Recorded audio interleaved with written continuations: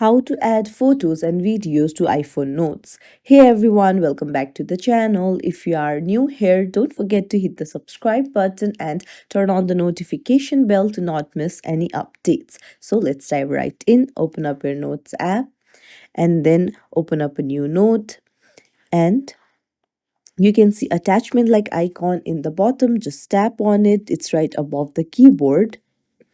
And then you can see choose photo or video. You can tap on it. It will open up your gallery.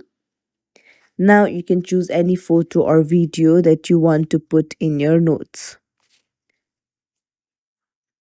Hit tick, and then there you go. It's as simple as that to attach photo or video in your Notes app. If you found this tutorial helpful, don't forget to like the video and subscribe to our channel for more tips and tricks. Thank you for watching.